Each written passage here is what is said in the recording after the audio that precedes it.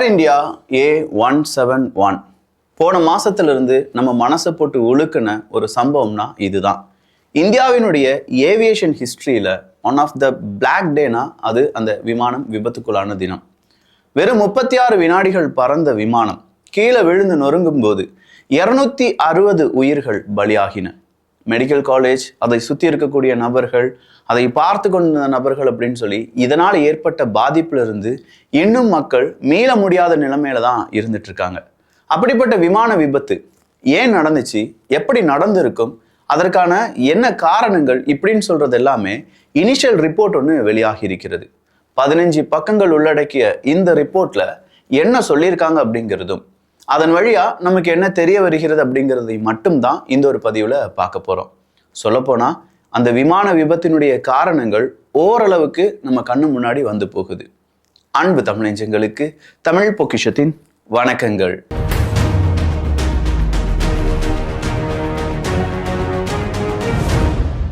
உள்ளதிலேயே safest பயணம் அப்படின்னு சொல்றது விமான பயணம் தான். அதுல யாருக்கும் இன்றளவும் மாற்று கருத்து அப்படிங்கிறது கிடையாது. 1 கோடி நபர்கள்ல ஒரு நபர் இறந்து போறதுக்கான வாய்ப்புகள் இருக்கு அப்படிங்கிறது தான் விமான பயணம் அப்படிங்கிறத பத்தி எல்லாரும் சொல்லக்கூடியது. அப்படிப்பட்ட விமானம் விபத்துக்குள் ஆகும்போது நிச்சயமா அது பெரிய பேசு பொருளா மாறுது. A171 அப்படிங்கிறது ஏர் இந்தியாவுக்கு எந்த அளவுக்கு கெட்ட பெயரை ஏற்படுத்திச்சோ அதே அளவுக்கு பாயிங் நிறுவனத்துக்கும் கெட்ட பெயரை ஏற்படுத்தியிருக்கு. ஸோ இந்த விமான விபத்துக்கு காரணம் அங்க இருந்த பைலட் தான் அப்படின்னு சொல்லி ஒரு சாரார் சொல்றாங்க. கிடையவே கிடையாது, பாயிங் விமானத்தில் ஏற்பட்ட பிரச்சனைகள் தான் அப்படின்னு சொல்லக்கூடிய இன்னொரு சாரார். இது ஏன் ஒரு நாச வேலையாக இருக்கக்கூடாது அப்படின்னு சொல்லக்கூடிய நபர்கள். இது எல்லாமே ஜஸ்ட் அ கான்ஸ்பிரசி தியரி, இல்ல அவங்களுடைய தியரிஸ். இப்போ முதல் கட்ட விசாரணை, அதற்கான ஒரு ரிசல்ட் அப்படிங்கிறது, ஒரு ரிப்போர்ட் அப்படிங்கிறது வெளியாகுது. அந்த ரிப்போர்ட் அப்படின்னு சொல்லி பார்க்கும்போது இதை தயாரிச்சது யார் அப்படின்னு பார்த்தீங்கன்னா AAIB அப்படின்னு சொல்லி அழைக்கப்படக்கூடிய ஏர்கிராஃப்ட் ஆக்சிடென்ட் இன்வெஸ்டிகேஷன் பியூரோ. இந்த ஏர்கிராஃப்ட் ஆக்சிடென்ட் இன்வெஸ்டிகேஷன் பியூரோ 15 பக்க ரிப்போர்ட் அப்படிங்கிறத மக்களுக்காகவும் ஒட்டுமொத்தமா எல்லாருக்கும் ஷேர் பண்ணியிருக்காங்க. இந்த ரிப்போர்ட் எந்த பேஸ்ல செஞ்சிருக்காங்கன்னா EAFRல கிடைச்சிருக்கக்கூடிய அந்த முதல் கட்ட தகவல் தான். அதாவது என்ஹான்ஸ்ட் ஏர்போர்ன் ஃபிளைட் ரெக்கார்டர். நார்மலா நம்ம பிளாக் பாக்ஸ் அப்படின்னு சொல்லுவோம் பார்த்தீங்களா, இந்த பிளாக் பாக்ஸ் இந்த விமானம் விபத்துக்குள்ளான அந்த இடம் அது எவ்வளோ ஸ்கேட்டர் ஆயிருக்கு, அதே மாதிரி ஒவ்வொரு ஸ்பேர் பார்ட்ஸ் எப்படி விழுந்து நொறுங்கி இருக்கு, இதெல்லாம் பேஸ் பண்ணி தான் இந்த ரிப்போர்ட் அப்படிங்கிறத தயாரிச்சிருக்காங்க. இந்த விமான விபத்து 36 செகண்ட்ஸ்குள்ள நடந்துருச்சு அப்படின்னு சொல்லி பார்த்தோம்.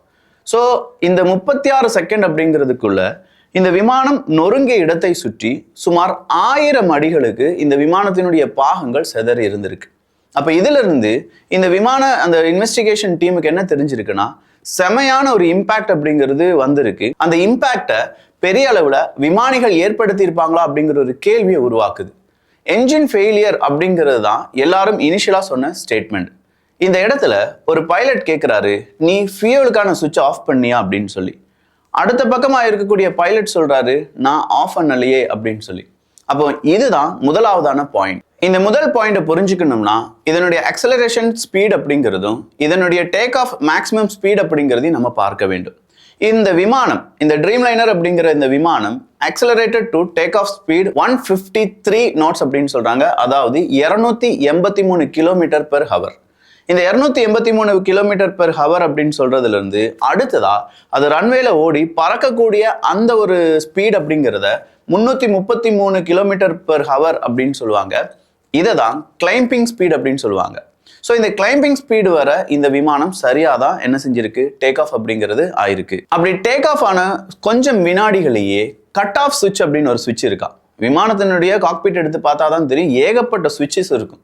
இதுல கட் ஆஃப் சுவிட்ச் அப்படிங்கிறது என்ஜினுக்கு ஃபியூயல் போகிறத அப்படியே நிப்பாட்டுறதான் கட் ஆஃப் சுவிட்ச். இந்த கட் ஆஃப் சுவிட்ச்ல 2 ஸ்டேட் இருந்தா சொல்லப்படுது.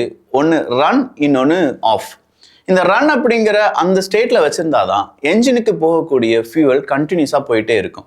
பட் நான் சொன்ன மாதிரி 333 கிலோமீட்டர் பெர் ஹவர் அப்படிங்கிற அந்த ஸ்பீட்ல இந்த ட்ரீம் லைனர் விமானம் அதனுடைய ஸ்பீடை எடுத்த போது இந்த கட் ஆஃப் சுவிட்ச் அப்படிங்கிறது ஆஃப் ஆயிருக்கு அப்படின்னு சொல்றதா ரிப்போர்ட்டா வந்திருக்கு.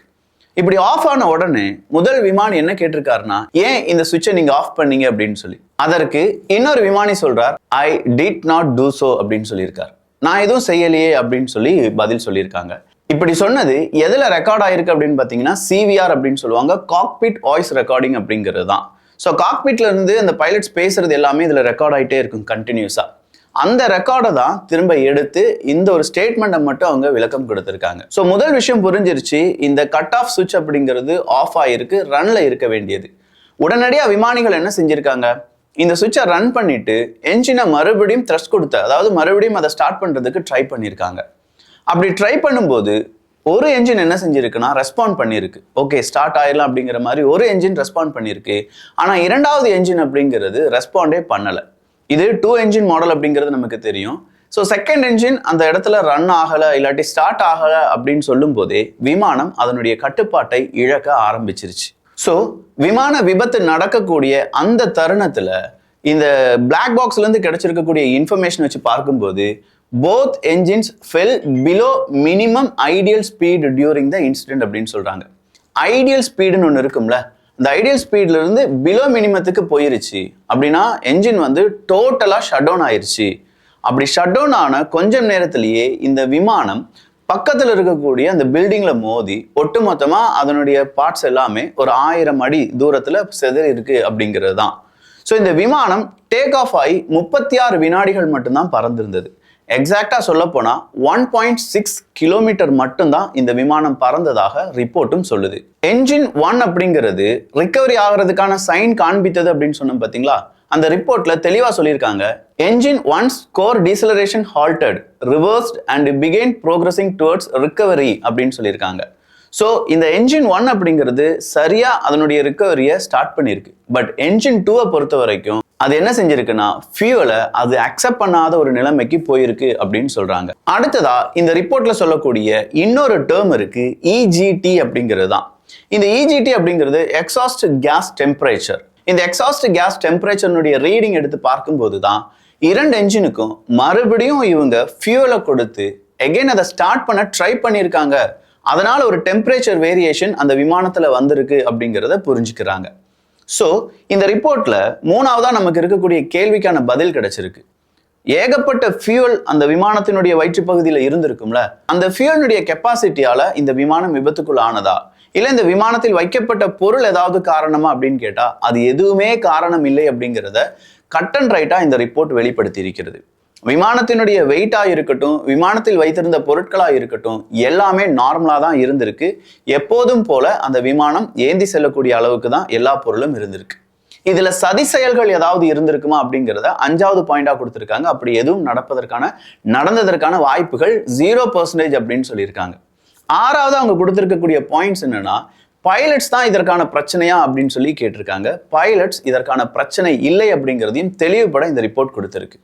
பைலட்டினுடைய ஹெல்த்தா இருக்கட்டும், அவங்களுடைய தூக்கமா இருக்கட்டும், இது இரண்டுமே ரொம்ப நார்மலா ஸ்டெடியா இருந்திருக்கு அப்படிங்கிறத இந்த விமானம் அதை ஓட்டுவதற்கு முன்னாடி நடந்த நிகழ்வுகள், செக்அப், இது எல்லாத்தையுமே இந்த ரிப்போர்ட் ரொம்ப தெளிவா நமக்கு சொல்லியிருக்காங்க. சரி, EAFR அப்படின்னு சொல்லி அழைக்கப்படக்கூடிய அந்த கருப்பு பெட்டின்னு ஒன்று இருக்குல்ல, அதுல இருந்து எல்லா டேட்டாவையும் நம்முடைய இப்போதைய இந்த AAIB எடுத்துட்டாங்களா அப்படின்னு பார்த்தா கிடையாது. ஏன்னா இது கம்ப்ளீட்டா டேமேஜ் ஆயிருக்கு. அதனாலதான் இந்த கருப்பு பெட்டியை அமெரிக்கா மாதிரியான ஒரு நாட்டுக்கு அனுப்பி உயர்தரமா ரிகவரி பண்றதுக்கான வாய்ப்புகள் இருக்கு அப்படிங்கிறத செக் பண்ணிட்டு இருக்காங்க. Boeing 787 அப்படின்னு சொல்லக்கூடிய இந்த ட்ரீம் லைனர் விமானத்திற்கு ஏதாவது எச்சரிக்கை AAIB கொடுத்திருக்காங்களா? ஏன்னா இப்படி ஒரு ரிப்போர்ட் வந்திருக்கு. இந்த ரிப்போர்ட்டின் அடிப்படையில் இந்த விமானம் சேஃப்டி இல்லாதது, இல்லாட்டி இந்த விமானத்துல இதெல்லாம் என்ஹான்ஸ் பண்ணணும் அப்படின்னு சொல்லி ஏதாவது ரிப்போர்ட் கொடுத்திருக்காங்களான்னு கேட்டா அது எதையுமே கொடுக்கல. சொல்ல போனா விமானத்துக்கு விபத்து ஆனது அப்படிங்கிறத இன்னும் தேடிக்கொண்டுதான் இருக்கிறோம். எனவே ஸ்பெஷலைஸ்டா நம்ம இந்த ட்ரீம் லைனர் விமானத்துக்கு பக்காவா இந்த மாதிரியான திட்டங்களை கொடுக்க வேண்டாம் அப்படின்னு சொல்லி AAIB கொடுத்திருக்காங்க. அடுத்ததா இந்த விமானத்துல த்ரஸ்ட் லிவர் அப்படின்னு ஒன்று இருக்கான். இந்த த்ரஸ்ட் லிவர் செயலற்ற நிலையில் இருந்ததாக ரிப்போர்ட் சொல்லுது. ஆனா பிளாக் பாக்ஸ்ல இந்த த்ரஸ்ட் லிவர் அப்படிங்கிறது செயலாகி கொண்டுதான் இருந்தது அப்படிங்கிற மாதிரியான ஒரு மிஸ்கம்யூனிகேஷனை அந்த இடத்துல சுட்டி காண்பிக்கிறார்கள்.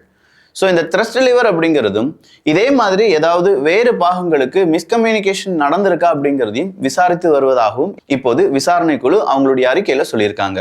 அடுத்ததா இந்த ரிப்போர்ட் வழியா எரிபொருள்ல ஏதாவது மாசு இருந்திருக்கலாம், ஏதாவது வேஸ்டேஜோ இல்லாட்டி வேற ஏதாவது பிளாக்கேஜோ இருந்திருக்கலாம் அப்படின்னு சொல்லும்போது அதையும் சோதிச்சிருக்காங்க. எரிபொருள்ல எந்த மாசு அப்படிங்கிறதும் கிடையாது.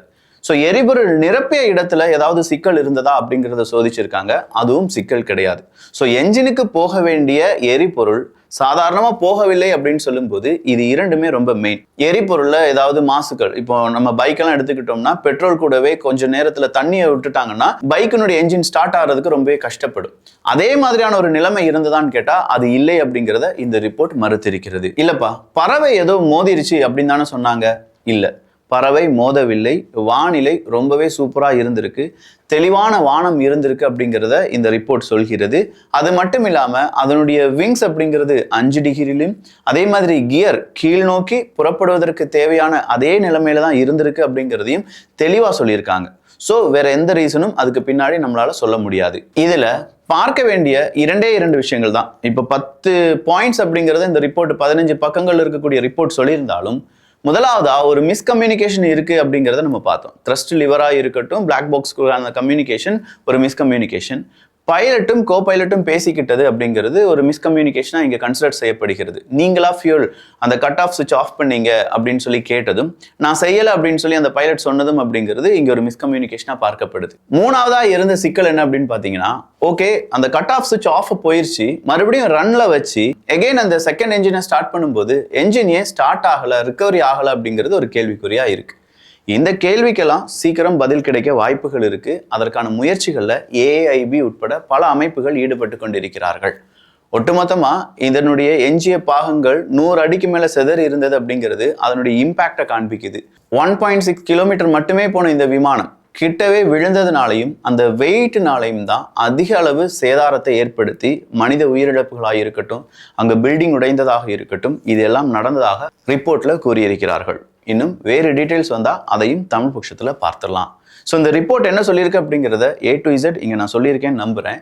இந்த ரிப்போர்ட், இந்த வீடியோ, இதை பற்றிய உங்களுடைய கருத்துக்கள், உங்களுடைய கமெண்ட்ஸ் இங்கே வரவேற்கப்படுகின்றன. ஒவ்வொரு வீடியோக்கு பின்னாடியும் ஒரு உழைப்பு இருக்கு, அதுக்கு உங்களுடைய பாராட்டுக்கள் ரொம்பவே தேவை. நல்லதை பகிர்ந்து ஷேர் பண்ணி நல்ல சமுதாயத்தை உருவாக்குவோம். நன்றி, வணக்கம்.